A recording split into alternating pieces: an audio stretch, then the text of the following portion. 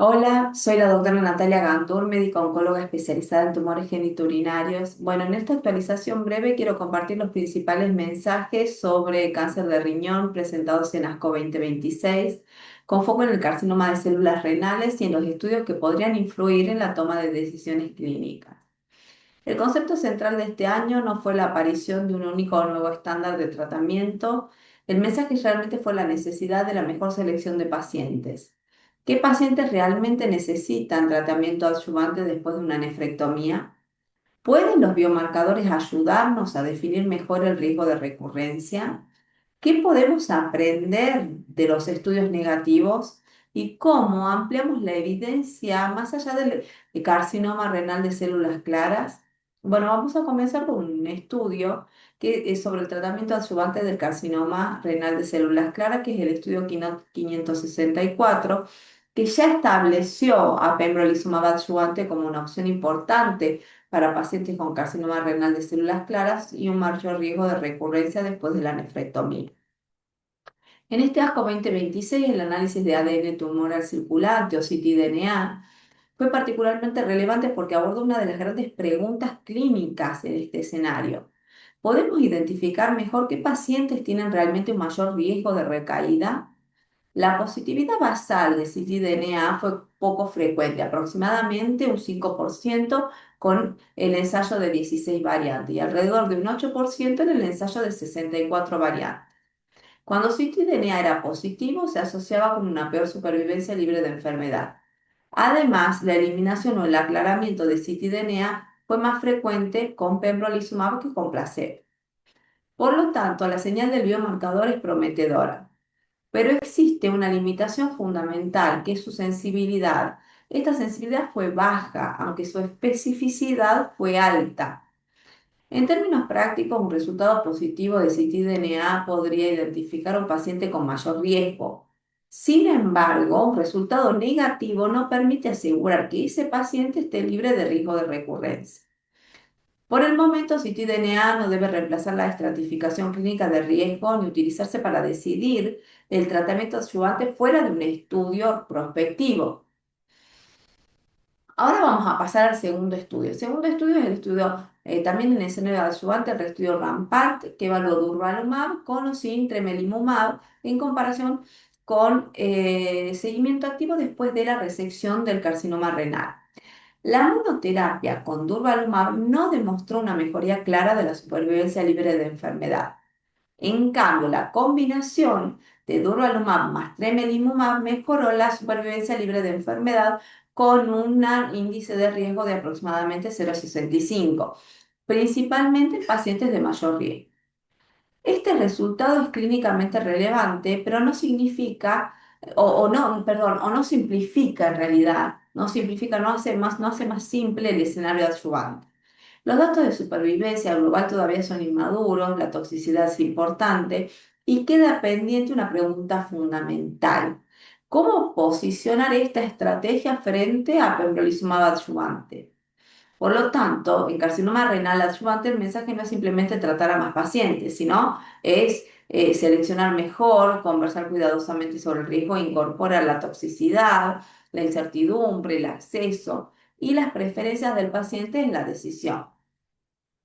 Pasamos ahora a otro estudio, el estudio Radical. El estudio Radical evaluó cabozantinib con o sin radio 223 en pacientes con carcinoma renal y metástasis ósea. El fundamento biológico realmente es muy sólido. Las metástasis óseas se asocian con dolor, eventos esqueléticos y peores resultados. Y cabozantinib tiene una actividad, la verdad que muy importante en este escenario. Sin embargo, el estudio fue negativo. Agregar radio 223 no mejoró la supervivencia libre de eventos esqueléticos sintomáticos. La tasa de respuesta objetiva fue similar entre los dos grupos, aproximadamente del 22% en cada brazo, y el estudio se cerró por ser fútil, por futilidad. Este es un estudio negativo, pero es muy útil clínicamente, porque nos muestra que radio 223 no debe agregarse a cabozantinib con ese objetivo fuera de un ensayo clínico. Las metástasis óseas en carcinoma renal continúan siendo realmente una necesidad no cubierta, pero necesitamos estrategias diferentes y más efectivas.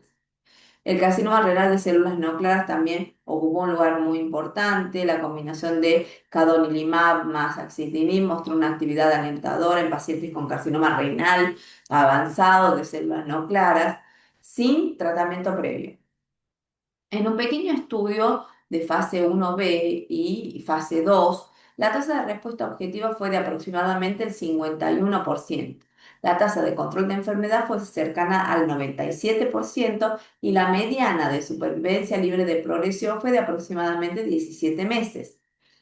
Estos resultados son prometedores, pero todavía no son definitivos. El estudio fue pequeño, de un solo brazo e incluyó histologías heterogéneas. Aún necesitamos estudios aleatorizados y datos específicos para cada subtipo histológico.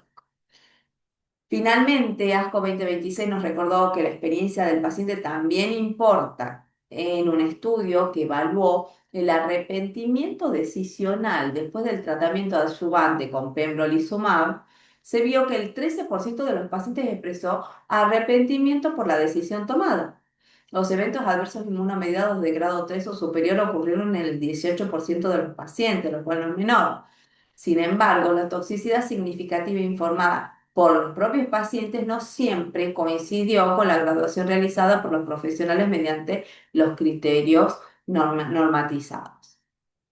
Todo esto es importante porque el tratamiento adyuvante es diferente del tratamiento de la enfermedad metastásica. Algunos pacientes podrían haber sido curados únicamente con la cirugía y sin embargo pueden experimentar toxicidades prolongadas como consecuencias del tratamiento. Por eso, en el escenario de adyuvante debemos conversar sobre el riesgo de recurrencia. Debemos conversar también sobre el beneficio esperado, las toxicidades, cuál es la incertidumbre del paciente, la carga emocional, los costos y las preferencias de cada paciente. Bueno, mi mensaje final es que los datos sobre cáncer de riñón presentados en ASCO 2026 respaldan un abordaje más individualizado. Citidena es prometedor, pero todavía no debe dirigir la práctica clínica. Rampart aporta información importante, pero también nos va generando nuevas preguntas.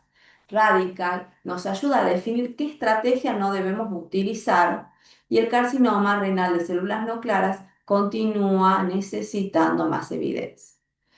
El futuro del tratamiento del cáncer de riñón no depende solamente de ofrecer más tratamientos, depende de una mejor selección de los pacientes, mejores biomarcadores y una mejor implementación en la práctica clínica. Muchas gracias.